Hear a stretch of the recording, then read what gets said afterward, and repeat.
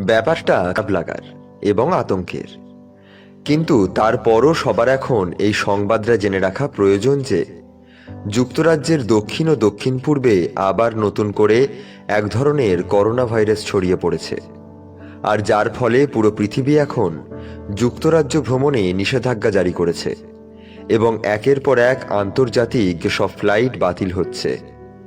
নতুন ধরনের এই ভাইরাসটি ওই অঞ্চলগুলোতে এখন মোটামুটি নিয়ন্ত্রণের বাইরেই চলে গিয়েছে। তবে সবচেয়ে আতঙ্কের ব্যাপারটা হলো নতুন এই করোনা ভাইরাস আগের ভাইরাসগুলোর চেয়েও 70% দ্রুত ছড়াতে পারে। এই ভাইরাসটি বিভিন্ন পথ পরিবর্তন করে মানব শরীরে প্রবেশ করে এবং শরীরের ইমিউন সিস্টেমকে পুরোপুরি দুর্বল করার মাধ্যমে রোগীকে মারাত্মক ঝুঁকিতে ফেলে দেয়।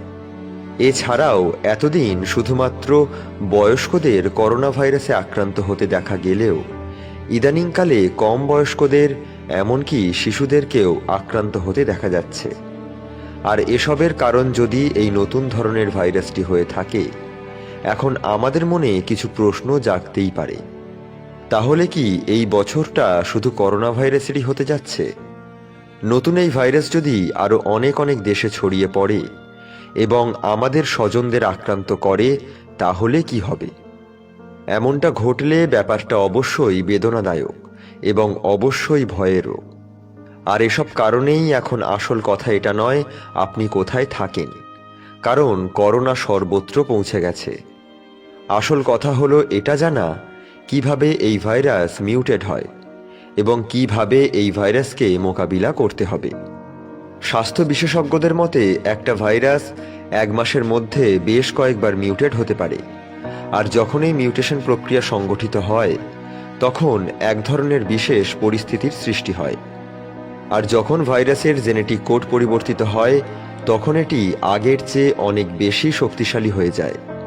আর এই করোনা ভাইরাস পরিবর্তিত হয়ে শক্তি অর্জন করতে করতে এখন তার সর্বোচ্চ পর্যায়ে আছে।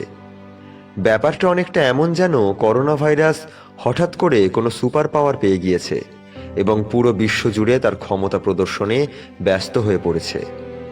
আর ঘটনার এসব ভয়াবহতা আন্দাজ করতে পেরেই যুক্তরাজ্য আবার লকডাউনে যাওয়ার সিদ্ধান্ত নিয়েছে এবং তাদের সব ধরনের ক্রিসমাস প্ল্যান বাতিল করেছে। আর আমেরিকা এবং ইউরোপের অধিকাংশ দেশও নিজেদেরকে যুক্তরাজ্য থেকে বিচ্ছিন্ন করে ফেলেছে এবং আস্তে আস্তে একসময় হয়তো সব দেশই তা করতে বাধ্য হবে। তাহলে কি আমরা সত্যি সত্যি অসহায় হয়ে গেলাম ক্ষুদ্র একটা অণুজীবের কাছে? নতুন বছরেও ফিরে যেতে পারবো না আমাদের স্বাভাবিক জীবনে? এসব হয়তো সময় বলে দেবে। তার আগে আপাতত প্রয়োজন সম্মিলিতভাবে এই ভাইরাসকে মোকাবিলা করা। এখনো সুযোগ আছে এবং হয়তো শেষ সুযোগ নিজেদেরকে সচেতন করার।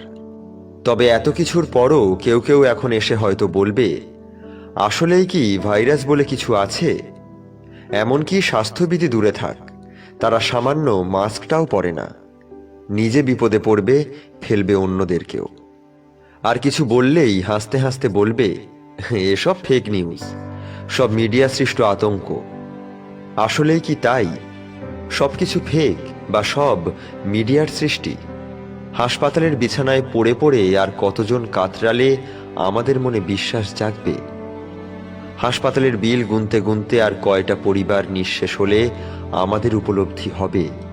আর কতগুলো প্রাণ ঝরে গেলে তবে আমরা ক্ষান্ত হব?